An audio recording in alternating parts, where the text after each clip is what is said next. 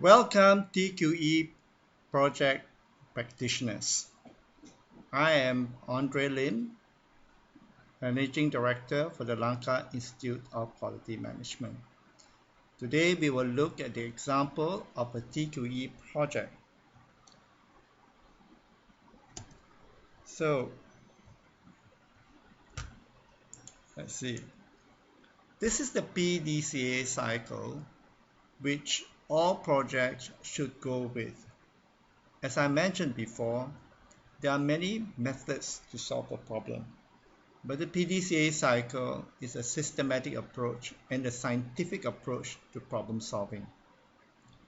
So following this cycle, you will always be able to solve a problem. Now, what we have also provided is the SQC workbook. Do you have this workbook? If you do not, please write to me, send me an email, and I will forward you in soft copy the workbook. Then you can look at these videos, there are 5 of them, on how to use the workbook, which is a guide for your SQCs.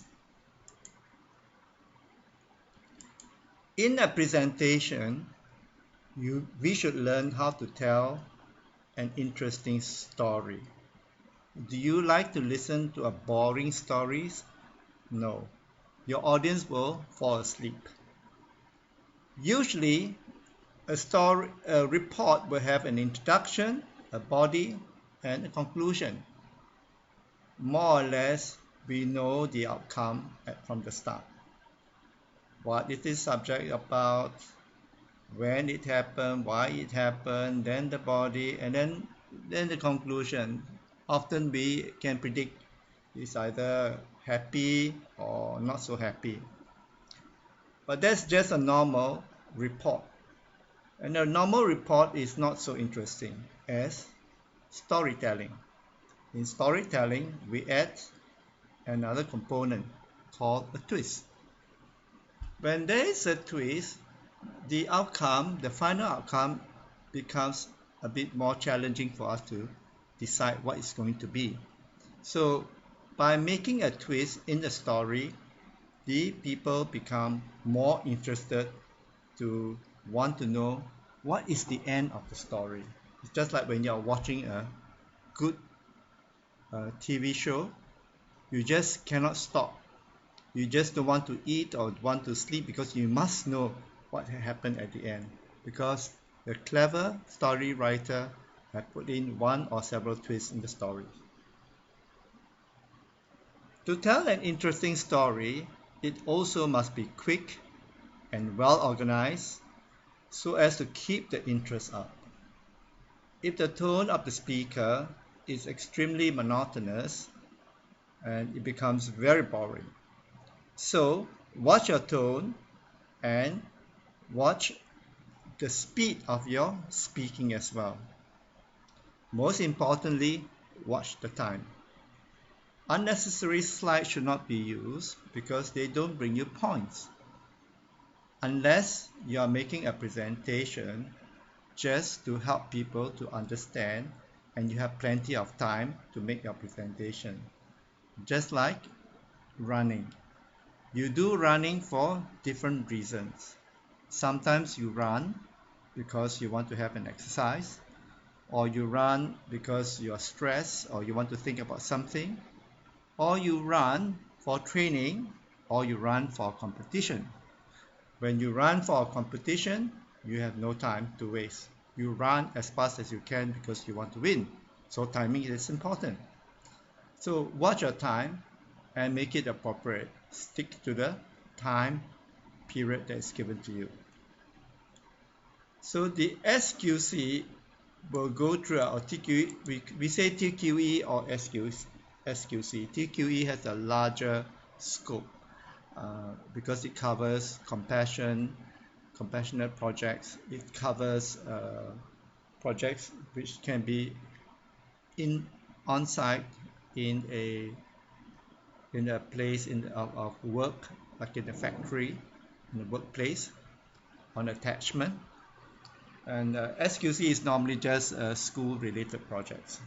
So TQE, that's what we make a difference in the TQE with the SQC, though it is interchangeable because many SQC projects are covered by TQE as well. So the PDCA is a QC story. That's the way we tell the story. The plan, the do, the check, and the action. And sometimes the at check stage, we do not meet our target. Then it becomes a twist. Oh, we have to go back to plan. Now, are we going to make it or not? Are we going to be successful or not? You see, it makes the project interesting as well in the presentation. Okay. Now, I want to explain to you a little bit about the difference between innovation and improvement. We need to be innovative at all times, whether we're at school or we are in organizations. What we need to do is to ensure that ideas are being developed so that we keep abreast with what is happening in the market, what the competitors are doing, and so on. This is continuous improvement, like the PDCA. And this is what we call Kaizen, incremental improvement. But as the workforce become more engaged, become more interested in the company products, they are not just like a part of a machine. You're doing things that a machine cannot do. This is what people will say. If I can find a machine to replace you, I would buy the machine so that I can fire you. That was what the boss would say in the past. But when the workers become part of the organization and being involved in continuous improvement and being engaged, they are also thinking of ideas how to improve their own processes and their products as well.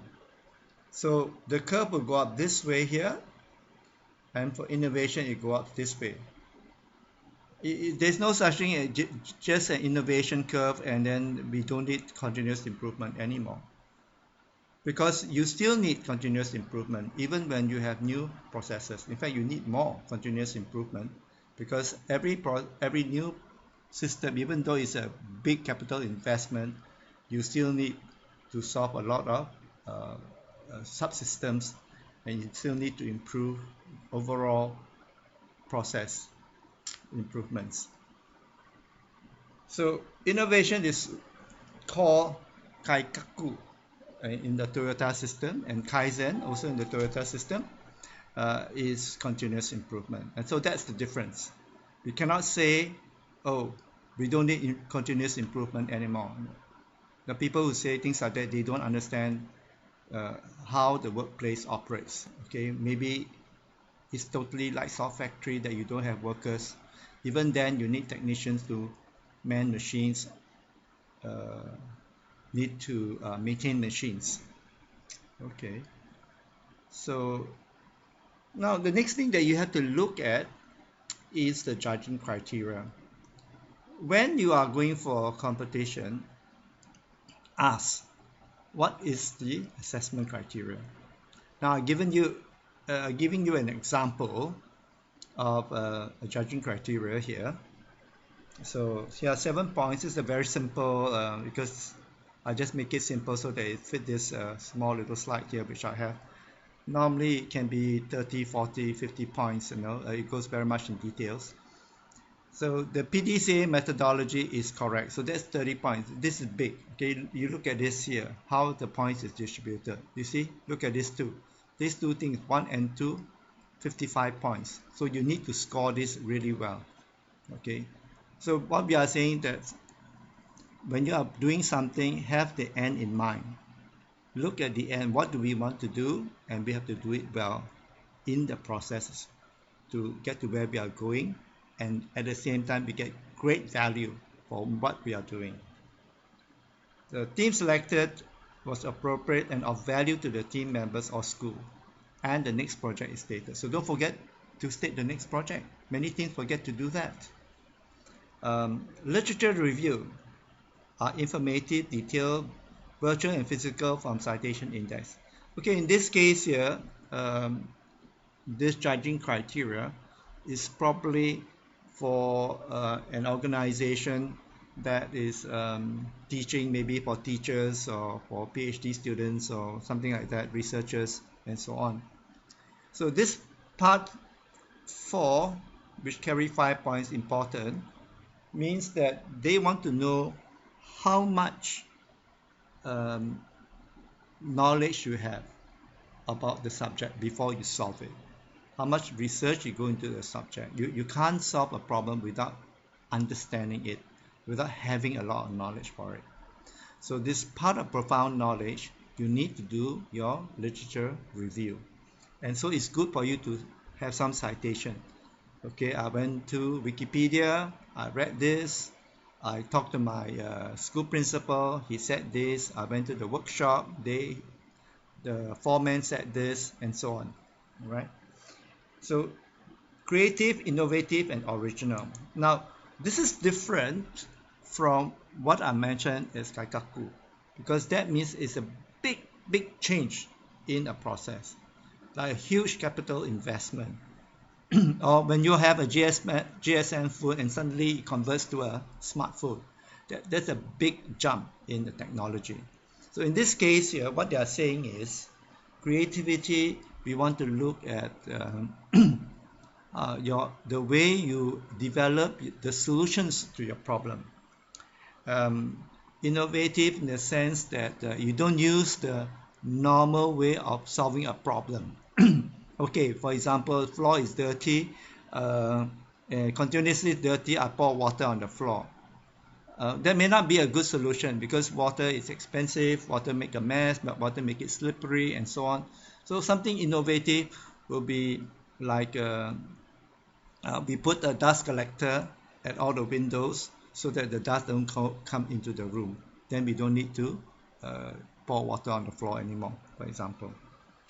And originality, okay, so we like original ideas, and originality is a kind of creative thinking. So in this case here, this organization would like students to show originality. 6 is what we call self-examination. The team understands its strengths, weaknesses, and limitations and have plans to overcome them. So team must take time to assess themselves. What we are good at, what we are not good at, how can we improve ourselves, where have we gone wrong, what have we done right. So by asking these questions and then formulating a plan to overcome these weaknesses and problems, it means that the team members are interested to ensure that their team has a long life. Point number 7, presentation was interesting and enjoyable. So this organization feel that perhaps members are not so experienced in problem solving, so they allocated 10 points. It's a big mark here that they're allocating. So you should try to make it as interesting as possible. Sometimes the way you dress, sometimes you try to make it comical, sometimes you try to make it funny, you know. Make a slides humorous, tell some jokes, things like that, just to get the audience to appreciate your presentation. You may score the maximum marks. So this is where the judges put in a point here. The chief judge will guide you how to give this point here. So we will carry this out, this exercise out in the judging course, which is coming up for you. Okay, now why did I say about the judging criteria? Because we want to plan the end in mind. That's how you organize your presentation. Okay, so where you are missing, you still have time. You still have time to get your team to have another 1 or 2 meetings, discuss all these things, then put it down in your presentation to score these points here. All right. So the next one, let's start with this project here, which I'm introducing to you. I will put a copy of this project with my email if you ask me for it. and also I will attach the SUC workbook if you haven't had it yet.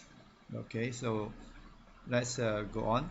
Now this is the first slide. TQE project. T stands for total, Q stands for quality, E for education. Okay, all of us know what TQE is. So is this slide necessary? No, not necessary. You're just going to waste 10-15 seconds to show something that is obvious. So remove this slide, you reduce your presentation time. Let's look at the next slide. This is an interesting slide because you can see that the faces of all the team members, they are smiling, they're happy. So this is a very, very good slide. The title of the slide is the introduction. Straight away, you know that they are trying to introduce themselves. All right. Here is the name of their members, the name of the leader, assistant leader, and their role. Okay, the one member, one role system here. Don't just say member, member, member. Give each one of them a role to play. And then we have the facilitator at the bottom here, Ms. Fernando. So put a picture of the facilitator as well. And sometimes they are called advisors. Okay, but facilitator is the right word to use. All right. Here's the logo. Right, put in the logo and put in your tagline and motto. So this is a kind of duplicate here. Team logo, super rivals, do the better, be a super. Here there's a repeat, do the better, be a super. So you can put these two slides into one. Save your slides, okay? Try to show as little slides as possible because too many slides, the judges get confused. So keep the slides little, but of course don't cramp up the information. Cramping out is worse still, you know, the judges cannot see, the audience cannot see. Okay, so unless there's something that you're doing here, there is some creative skit or something that you're doing here, maybe just one slide will do. Code of conduct, okay, this is good for you to speak, but just show it. You don't need to speak about it because in the judging criteria, there is no points for team code of conduct. Some judging criteria will insist that the team shows harmony in agreement and in working procedures. That's when the team code of conduct comes about as important. So you score 5 points for showing this slide here. So in this case here, there is no need for it. So you show it and then move on because you have done it, so you should show it. All right, so this one is the same as the others, so you can save a slide here, no need this slide here. So problem identification. The classroom environment is dull. Reason, a pleasant learning environment will enhance learning. So this is important. Classroom is where the students spend most of their time in school. So having it interesting and pleasant is important. So is this team a good team? Of course, very important team. And that is part of it. The team is selected well because it's important to the team. So point allocation of 10 points, they probably have a high score, 9 to 10 for this. Schedule activities. Okay, so this is the actual and this is planned as schedule. Normally it should be the other way around. Schedule should be at the top and actual is at the bottom. Okay, this is not so conforming to norms. Okay, nonetheless, it's been prepared well.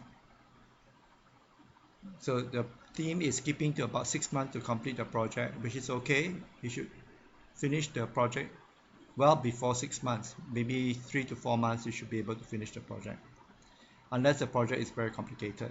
Okay, like in this case here, it's a difficult project, so 6 months is fine. Data collection. Survey was conducted to determine what were the problems in our class. Okay, so how did this team come about? is because of this data collection. So this slide should come first. This chart should come first before the problem, the classroom environment is down. Okay, so this should be or improving the classroom, which is not down. We should say that there are problems. Improving classroom, we can say something like this here. Sorry, we can say, instead of saying the classroom environment is down, because you are telling what it is the classroom environment, improving classroom environment, a learning environment. Okay, and then you can show this data collection first. What is the problem and dull classroom? Then this slide comes in first. Next will be much better. Collect the data first. Then you come to this. Okay, you can see here, N is 30. There are 30 people in the classroom, and out of which 21 said that the classroom is down. So that's quite a big case here. The next highest is pocket money problems, and then homework problems. It's the third problem. So the next step would be to do your Pareto analysis table. In this case here, we can see,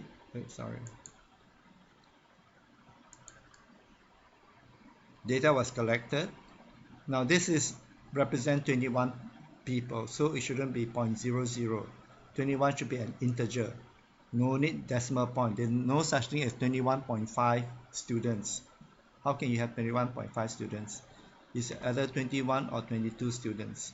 Okay, so no need this decimal points here. So when there's an others is because you are grouping small things together. Things lost in class, 3.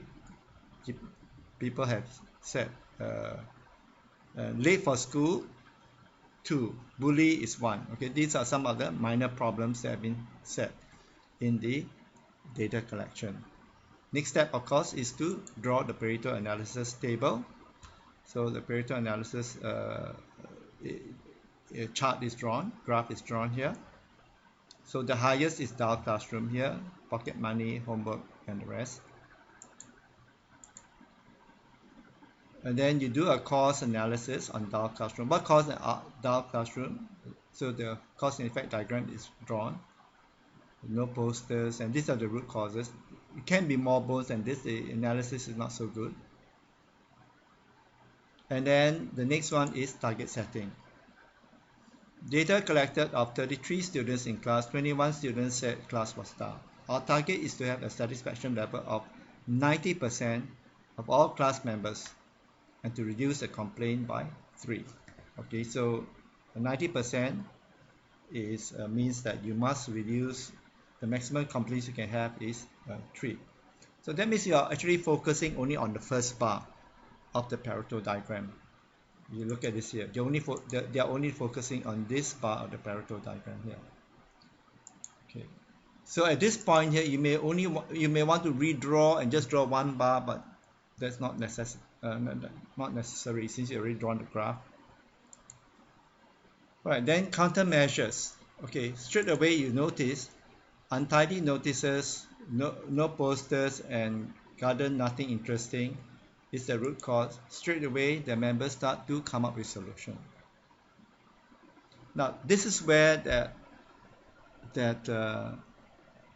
some research is missed out. Teams should try to acquire as much knowledge as they can about dull classrooms, even perhaps before they do the fishbone diagram. And especially at the countermeasures, they need to get new ideas on how to solve this problem.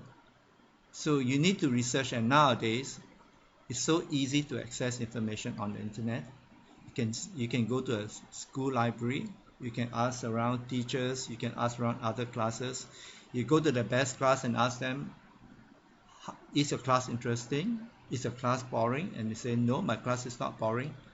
Why is your class not boring? And you learn new ideas from other people.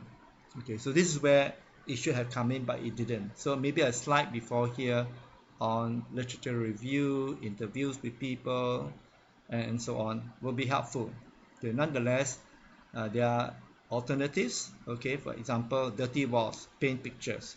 Okay, alternative, just paint white. If you just paint white, you go back to the problem of the dark classroom. Then who is involved? Okay, these members are involved as well. So you want to show that not one guy is doing all the work, only the leader is doing all the work. Nobody else care about solving the problem, just the leader. Okay. So now let's go to the next one. Okay, this is the solution, the painting of the classroom. It's good. Very beautiful painting. That's the solution. Very, very beautiful paintings. I love it. And the notice boards, that's the second countermeasures is done.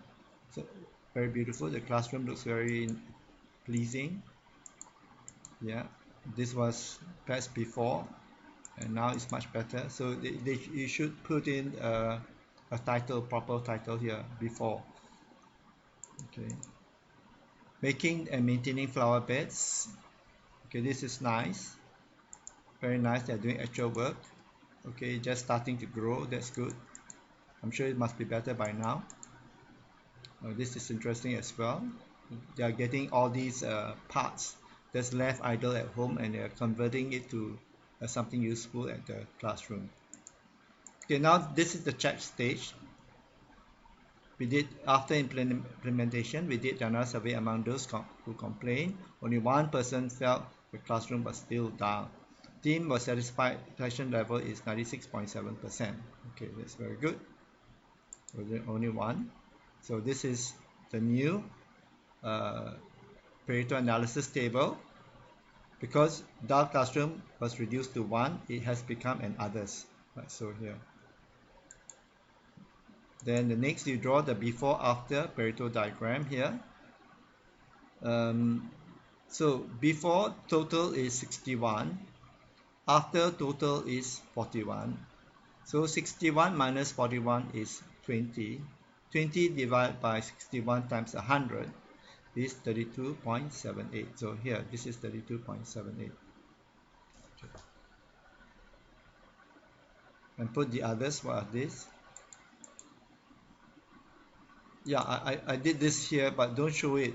Don't show this in the presentation. All these should be removed. I'm just showing you this for the calculations. Then standardization. Okay, monitoring and maintenance as well. We have to monitor whether this is doing well, and add new flowers every month, or in the maintenance how to touch up and so on, so that this project is ongoing. You don't start a project and then after a few months the flowers is dead, is dried up, that's not a good project. It doesn't look good on the team, it doesn't look good on the school, so make sure that you do your project really well. Then mention your tangible and intangible benefits. If you have asked our contractor to that's the wrong spelling, to do the job, it will have cost 4,000 rupees, but as we use old things we have bought from our homes and we did the work ourselves, we saved the 4,000. So that's the tangible benefits. And intangible benefits, this is what they have learned to work as a team, concentrate better in class, and so on. Self-evaluation. Okay, so they use a radar chart. You can use a radar chart, it's found in Excel, but this is actually a very poor way of showing radar chart, but hopefully we can get better software soon. Trust, responsibility, punctuality, enjoyment, outings, and so on. These are some of the things that are important to them. You can have more spokes, and this is the before, and here very low, and after a big improvement, almost 100%. So that shows that the team really enjoyed themselves through this project. So the next project, how to improve our pocket money. So this comes from your Pareto diagram here. So that's the next highest one to tackle, then the next one they tackle, then they get rid of all their problems, and the classroom become real fun. The class environment become real good. Okay. And then of course then they have the pictures again, the chief facilitator, the facilitator, and a thank you slide at the end. Okay. So that's how the project should goes. I hope that you have found some enlightenment in this presentation, in this short clip, and I hope that you will try your best to get your teams to complete that 4 types of SUC projects. Well, thank you and good luck. Hope to see you again next time. This is Andre signing on.